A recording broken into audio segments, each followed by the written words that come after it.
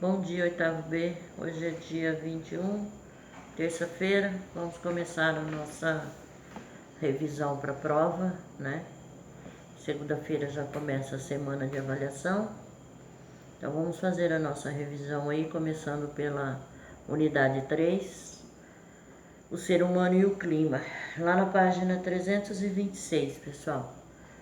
Então ele está falando aí que o Sol é responsável pelo aquecimento da Terra, né? Falando sobre um pouquinho do efeito estufa, né? Quando a gente diz que o Sol é responsável pelo aquecimento da Terra, então a gente sabe que são os raios ultravioletas, né? Que através de ondas eletromagnéticas essa radiação é emitida, né? Para o planeta, só que nós sabemos que essa radiação não é emitida com a mesma intensidade em todo o planeta, né? Ela varia de região para região, tá? Então vamos ver aí um pouquinho do efeito estufa. Nós sabemos que o efeito estufa ele é um fenômeno natural. Tem que ocorrer esse efeito estufa, tá? É muito importante o efeito estufa para a vida do planeta. Só que o que não pode acontecer é o aumento excessivo do efeito estufa, né? O que está acontecendo é que o homem está fazendo com que esse efeito estufa seja mais intenso do que deveria, tá? Com a emissão de gases, né? Mas se não fosse o efeito estufa, a gente não seria possível, né? Não teria um equilíbrio de temperatura no nosso planeta, porque aí esses raios infravermelhos que são lançados pelo Sol não iria conseguir reter, né, a camada da Terra, a superfície da Terra não ia conseguir reter esses raios, e aí à noite nós teríamos uma queda muito brusca de temperatura, podendo chegar até menos 18 graus Celsius durante a noite, e o que seria inviável a vida nesse planeta, né? Então vamos ver aí o que ele está dizendo lá, pessoal, sobre efeito estufa. Lá na página 326. Efeito estufa. O Sol emite radiação por meio de ondas eletromagnéticas que se deslocam pelo vácuo e se apresentam como raios ultravioleta, luz visível e raios infravermelhos. Página 327. Vamos ver o que ele está dizendo lá. Ao atingirem a atmosfera terrestre, cerca de 30% da radiação é refletida e direcionada ao espaço. O restante atravessa a atmosfera, que é transparente para a passagem de ondas de comprimento curto. O que não é refletido ou absorvido pelas nuvens chega à superfície terrestre. Ao incidir sobre os continentes e oceanos, a maior parte da radiação solar é absorvida. A radiação ultravioleta e a luz visível são convertidas em radiação infravermelha, que gera calor e causa o aumento da temperatura da superfície. Ao ser refletida, a radiação infravermelha segue em direção ao espaço. Parte dela, no entanto, encontra gases atmosféricos capazes de absorvê-la. Esses gases irradiam, então, os raios infravermelhos para todas as direções, inclusive de volta à Terra. Em virtude dessa interação, a radiação fica retida por mais tempo, causando o aquecimento da atmosfera até que retorne ao espaço.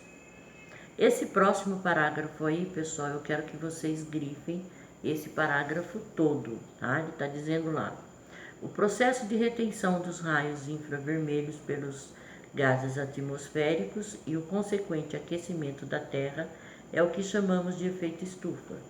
Se a atmosfera não tivesse gases capazes de absorver os raios infravermelhos, estima-se que o planeta aqueceria durante o dia, mas à noite sua temperatura cairia bruscamente e a média, que hoje fica em torno dos 15 graus Celsius, por causa do efeito estufa seria por volta de menos 18 graus Celsius, ou seja, 33 graus Celsius mais fria.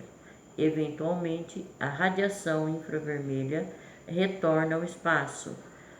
Do contrário, a temperatura do planeta aumentaria continuamente. Então, essa parte aí, pessoal, eu quero que vocês grifem esse parágrafo todo e esse próximo aí bem curtinho. Podemos dizer, portanto, que o efeito estufa e o equilíbrio térmico proporcionado por ele são os responsáveis por criar condições para a existência da vida na Terra da forma como conhecemos hoje. Ou seja, então aí ele só está confirmando o que eu disse, que o efeito estufa é necessário, porque o efeito estufa é responsável pelo equilíbrio da temperatura do nosso planeta, tá? Então, da página 327, eu quero que vocês grifem os dois últimos parágrafos aí, tá? Podem grifar esse daí. Aí vamos lá para a página 328. Gases causadores do efeito estufa. Então, pessoal, nós sabemos que nós temos os gases que são normais, né? Na atmosfera, gases que são essenciais, né? Então, nós temos o nitrogênio, temos o oxigênio, o gás carbônico, os gases nobres, né? Todos esses são gases nas suas devidas proporções e que é essencial, né? Tem que existir esses gases na atmosfera terrestre, tá? O que não pode é ser lançado outros gases que são tóxicos, que é o que acontece, né? Que vai intensificar o efeito estufa, ser lançado uma quantidade de gases tóxicos pelo ser humano, aí sim vai aumentar esse efeito estufa, tá?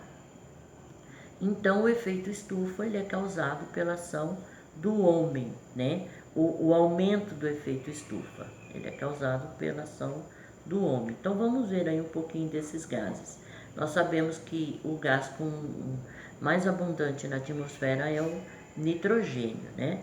Algumas pessoas acham, né, que é o oxigênio, porque nós necessitamos do oxigênio para respirar, mas na realidade não é. O gás com maior intensidade e uma diferença bem expressiva é o nitrogênio. Então vamos ver o que ele está dizendo aí, pessoal. Página 328. Gases causadores do efeito estufa. A atmosfera é composta de diversos gases. Alguns deles são capazes de absorver parte do calor emitido pela superfície terrestre, dificultando a dispersão de calor e contribuindo para o efeito estufa. Mas nem todos são causadores do efeito estufa. O nitrogênio e o oxigênio, por exemplo, são os principais constituintes da atmosfera, no entanto, não têm a capacidade de absorver o calor emitido da superfície terrestre de maneira significativa. Tá? Ele está falando aí, a seguir veremos alguns desses gases causadores do efeito estufa, tanto os naturais como os gerados pelas ações antrópicas. Sempre que vocês ouvirem essa palavra, pessoal, ações antrópicas são ações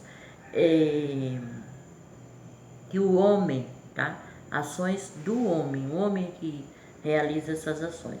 Então vamos ver aí um pouquinho de cada gás aí que intensifica o efeito estufa, né? Na página 329. Vapor d'água. Água no estado gasoso de vapor é o tipo de gás do efeito estufa que absorve a maior quantidade de raios infravermelhos. Ele está presente na atmosfera por conta do processo de evaporação de corpos d'água. Lembrando que corpos d'água são rios, mares, lagos, né? Além disso, também é liberado pela transpiração de plantas e outros seres, bem como pelas erupções vulcânicas. Tá, então, um dos gases, vapor de água. Dióxido de carbono. Essa parte do dióxido de carbono aí, pessoal, eu quero que vocês grifem esse primeiro parágrafo aí, onde ele está dizendo: também conhecido como gás carbônico, o dióxido de carbono, CO2, absorve a segunda maior quantidade de radiação infravermelha, sendo o gás do efeito estufa mais abundante na atmosfera. Sua emissão natural ocorre pela respiração dos seres vivos e pela combustão em queimadas florestais naturais, como as causadas por raios e por processos de decomposição. Então, pessoal, o dióxido de carbono, que é o gás que é lançado em maior quantidade na natureza, e eu acho um dos mais prejudiciais em relação ao efeito estufa, né? Está direto aí sendo lançado por ações antrópicas, né? Ou seja, ações do homem, né? Através dos carros, através das indústrias, tem uma série de coisas aí que determina o lançamento do dióxido de carbono. Então, vocês vão grifar esse primeiro parágrafo. Metano, CH4. De modo natural, o metano é produzido pela decomposição da matéria orgânica, digestão de animais ruminantes, como o gado, e por meio de reações químicas em áreas pantanosas. Constitui-se um dos componentes do gás natural.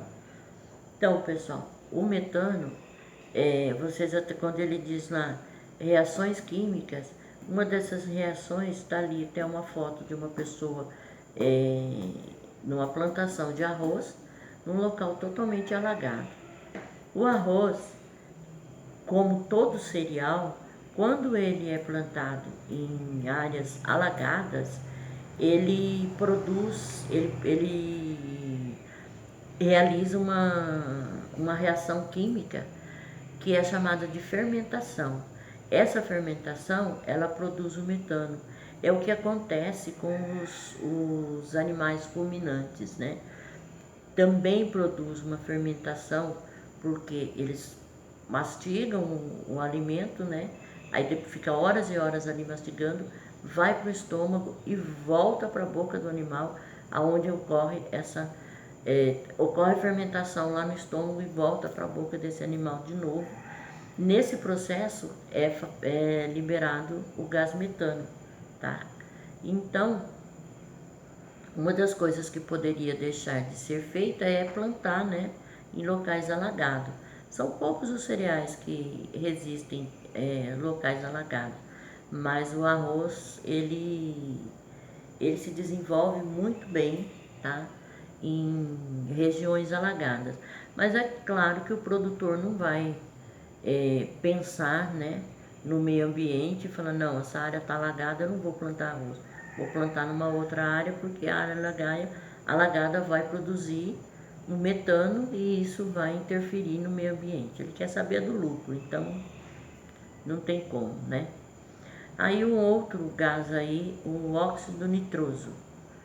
Óxido nitroso, N2O, é um gás produzido naturalmente no ciclo do nitrogênio, sendo liberado por micro-organismos em um processo conhecido como nitrificação. Em decorrência da ação antrópica, o óxido nitroso também pode ser encontrado no tratamento de dejetos animais, na queima de combustíveis fósseis, em determinados processos industriais, no desmatamento, na queima de biomassa e principalmente na utilização de fertilizantes nitrogenados na agricultura. Eu acho que o mais perigoso aí na produção de óxido de nitrogênio realmente são os fertilizantes. E, infelizmente, esses fertilizantes, eles são nitrogenados, ou seja, eles contêm nitrogênio, tá? Existem fertilizantes que não são nitrogenados? Existem. Mas o custo dele é muito mais elevado do que esses nitrogenados.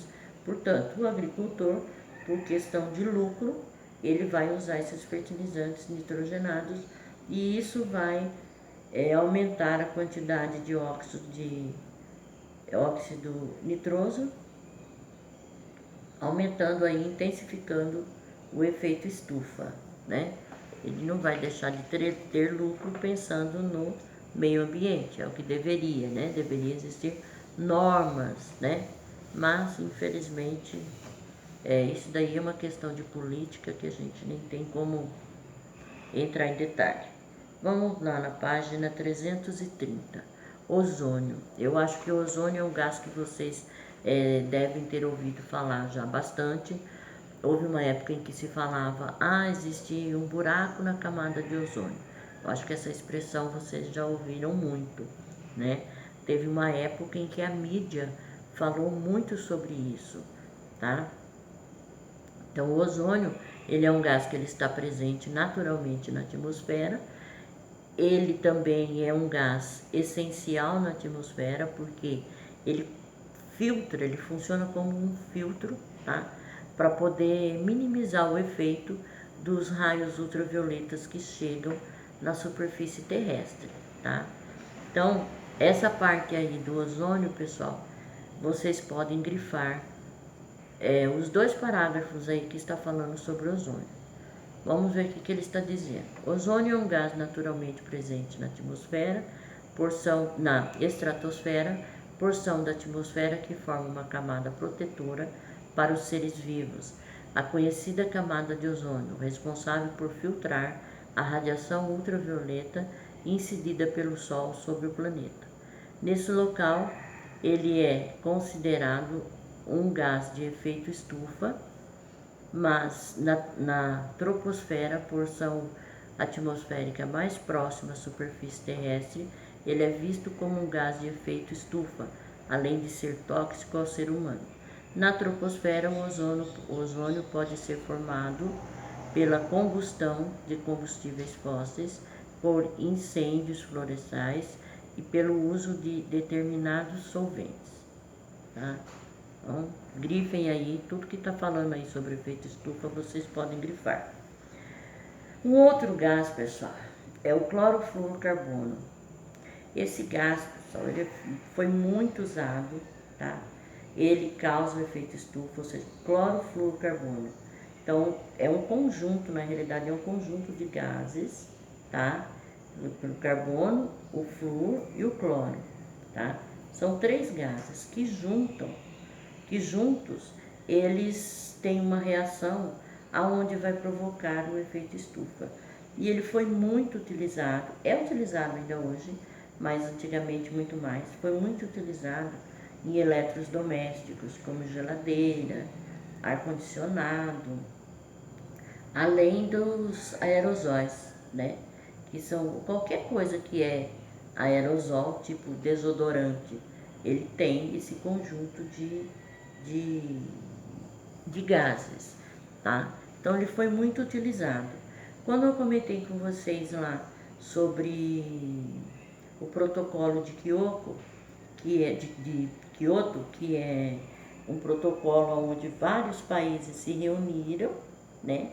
É uma reunião, né, que houve entre vários países para poder diminuir o aquecimento global, e eles decidiram que esse conjunto de gases, né, então o clorofluorcarbono, ele deveria deixar de ser usado em alguns eletrodomésticos. Um deles, que é assim usado em grande quantidade e hoje em dia a gente já não vê com tanta frequência, são as geladeiras.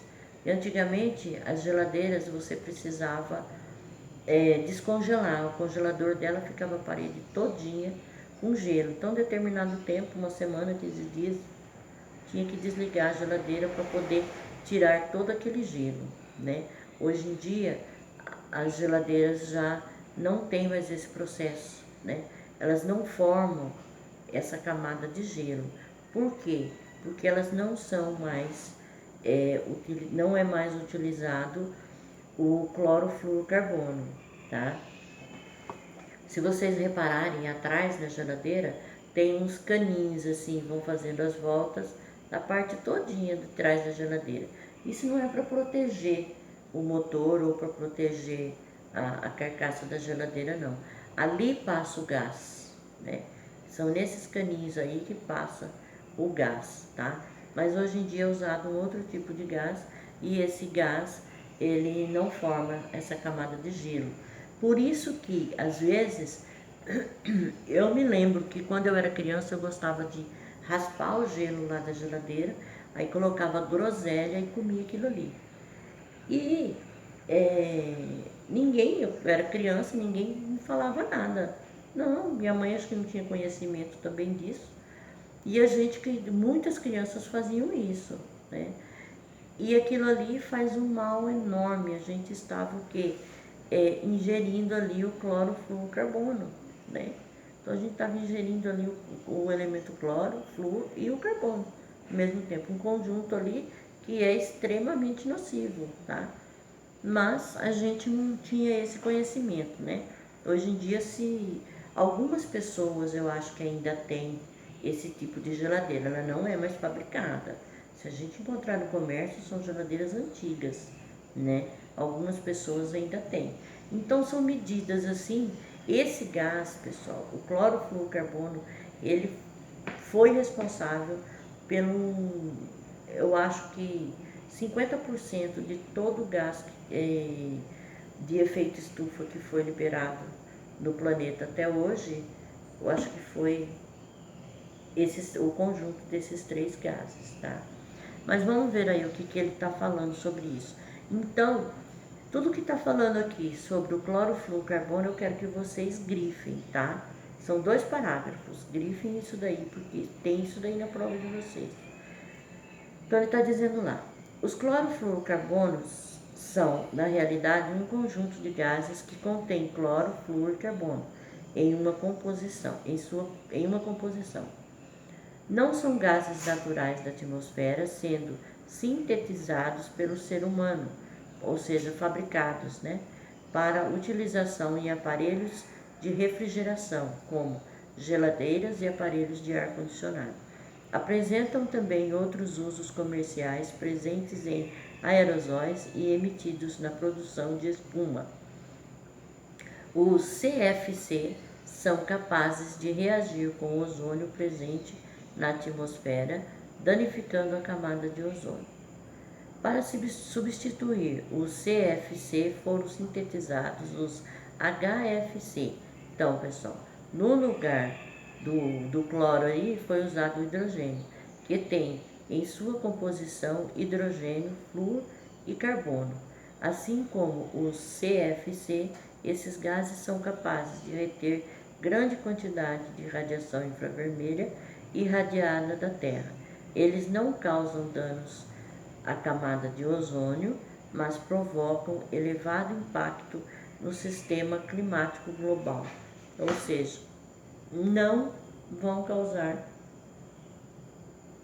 danos na camada de ozônio, ou seja, não vão destruir a camada de ozônio, mas vão interferir lá no clima do nosso planeta, tá? Então, pessoal, por hoje é isso daí. Na próxima aula a gente continua com a nossa revisão, tá bom? Até a próxima aula, beijo a todos.